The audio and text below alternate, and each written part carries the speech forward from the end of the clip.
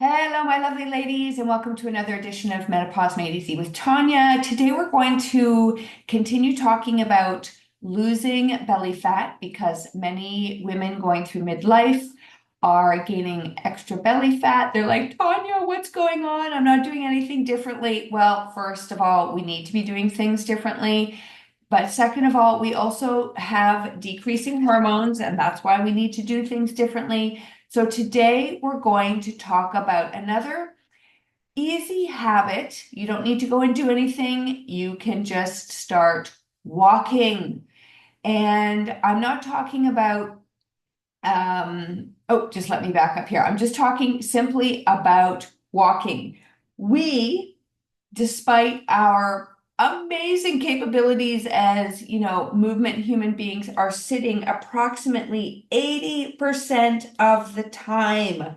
So, as always, spend the next few days and notice how long are you sitting, how many steps are you getting, because the average adult today is only getting about 3 to 4,000 steps per day compared to what we used to get, which was about 20,000 steps per day. So I know that I have talked to some of you in this past couple of years, and you live in a small apartment, you're getting about 400 steps a day, like you really aren't even getting up to this average. So many of us have step counters. See where you are and then see if you can start to add. And I'm going to tell you what optimal is here. But it's always important to see where are you now, where can you go, and why is walking going to help me lose belly fat? All right. So these last couple weeks, we have really focused on some activities that you can do to reduce belly fat. One is that you're going to go get your certain blood test done so you know where your blood sugar numbers are. You're going to do meal timing and really try to work with eating in daylight. Or, I've done many episodes where we talk about managing our stress, managing our sleep. And today, we just want to talk about, can you get more walking? Now, I just want to say this. It doesn't have to be that you have to plan a 45-minute walk or an hour walk or a 2-hour walk.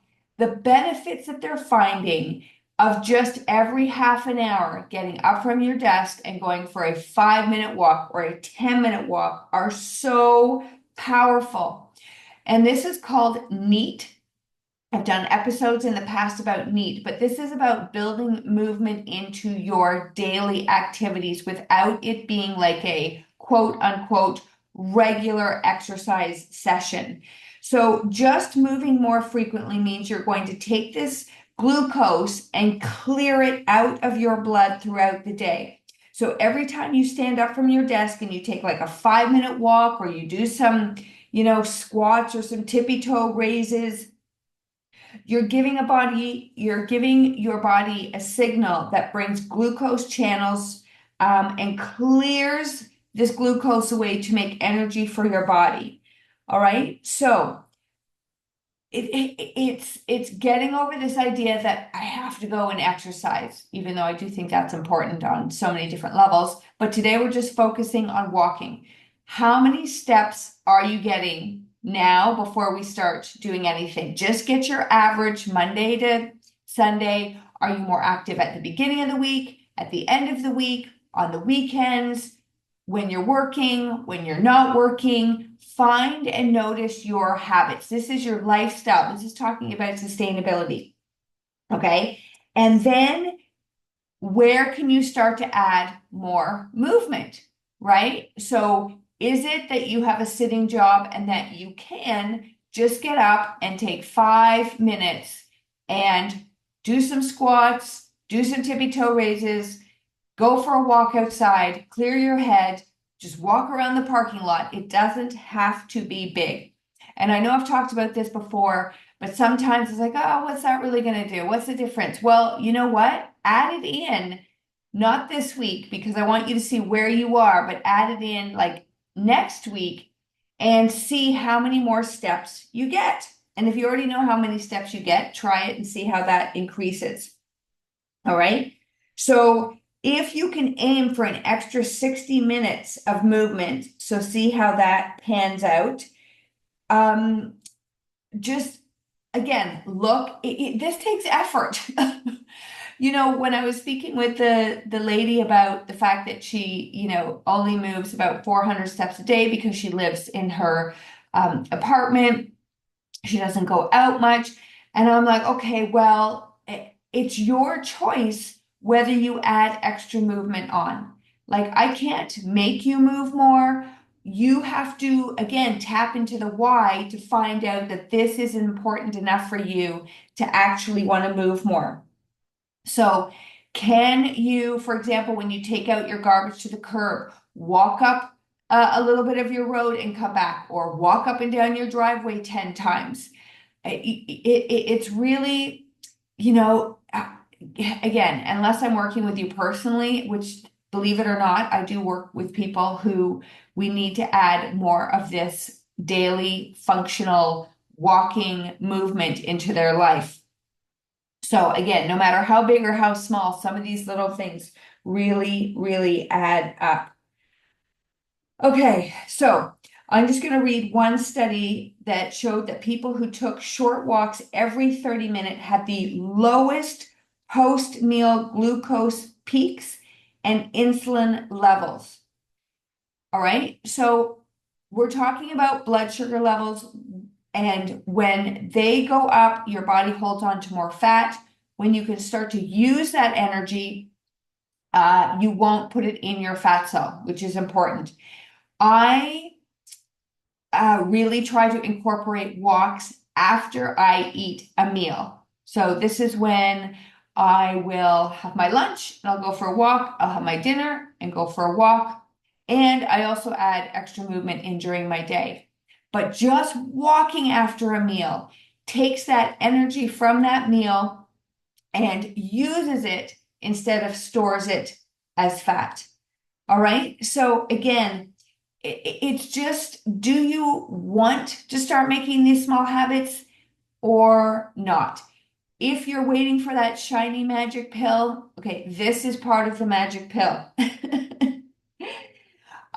So spreading out this movement throughout the day. So just think about this for a second too, is if, typically we need to drink about, let's just call it 8 to 10 glasses of water a day. And if you know that to drink 8 to 10 glasses of water a day, do you drink it all between 10 and 11 a.m.? Right? No, you don't. You are putting it throughout the day. So this is the same thing with that movement walking. Okay. You're just trying to add more movement. Can you park further away at the grocery store? Can you park further away at your office? Where can you start to build in these walking sessions? All right, ladies, I wanted to keep that small today. I cannot tell you. Oh, this is the last thing I wanted to tell you. Last thing I wanted to tell you about the walking. I knew there was something else. Many podcasts, many articles, many people in my profession are always, haggling over the best exercise. The best exercise is whatever you're going to do. Okay. So don't get caught up in, I have to do this, I have to do this, even though you're going to hear me talk about a few things. It's adding more movement into your day. So maybe instead of walking, you like dancing. Okay. So put on some music and dance to a song for 5 minutes. All kinds of activity work. Now, I do believe, as many people do, that there is, what I talk about, this balanced menopausal movement pattern, where it is, and I'm going to talk about this next week, but strength training, I mean, it really is that important. Then there's the flexibility, the walking, the breathing, like there's all these things that come together. But start with one thing. And when you walk about 10,000 steps per day, okay, here are some statistics that may motivate you to start walking. But it's associated with a 50% lower dementia risk, a 50 to 70% lower risk of premature death, 44% lower risk of getting type 2 diabetes, 31% lower risk of obesity, and it significantly can reduce cancer occurrence, gastric reflux, sleep apnea, and major depression. Now, I know, so we always are trying to find that magic pill.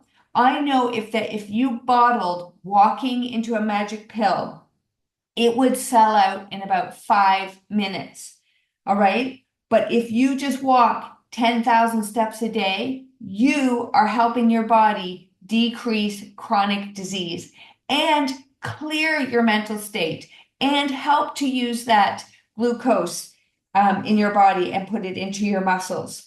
Okay. So if there was a medication that could slash Alzheimer's by 50%, it would be front page news and everybody would be buying the pill. All right. But we're not looking at movement as medication, and movement is medication. Movement is really going to help you. And unfortunately, doctors are trained in an amazing field of medicine, one that I know nothing about. But when it comes to lifestyle changes, which many of them are starting to now get educated about lifestyle, some still don't believe that it has an impact, but they don't even prescribe exercise. So that right now it's set that around 16% of doctors are starting to prescribe movement to their patient. All right, but 85% of practitioners report zero training when it comes to prescribing exercise. So I know. I've been doing this job for so long. There is a significant lifestyle component that if you can start adding in, you will reduce, like I just said, you will embrace and elevate your life. Let's put it in a positive note here. You will just be more vibrant and energetic as each day unfolds. So I hope that's encouraged you to add some walking into your day. How many steps are you taking now? Where can you start to build these steps into your day? And gradually over the next while, increase this to, 7, 8, 9,000, 10,000 steps per day, which can be challenging. And this is why I have a dog. I live in the country. I don't have a store I can walk to. So I drive, but I keep in mind sometimes, like when I drive into town, I will park in one spot and then walk and do my errands from there. But I have to tell you, having a dog is super, actually dogs, I have 3 of them, is super beneficial and really helps me get my steps. And I don't get to 10,000 steps every day. And there was a few days where my dog, we couldn't walk for various reasons, and my steps were low. Like I'm talking 2,000. So I can see that it absolutely takes effort. And I'm not going to stores every day. I don't need to shop like that. So how in my day, around my property, around my house, can I build in movement? And so this goes to a lot of environment, because when I lived and worked in New York City, oh my gosh, I was getting 20,000 steps, no problem, because I was walking to work, walking back from work. I had a lot of that activity built into my day. So this really does depend on your environment. Look at your environment and see how you can start to expand the number of steps that you get.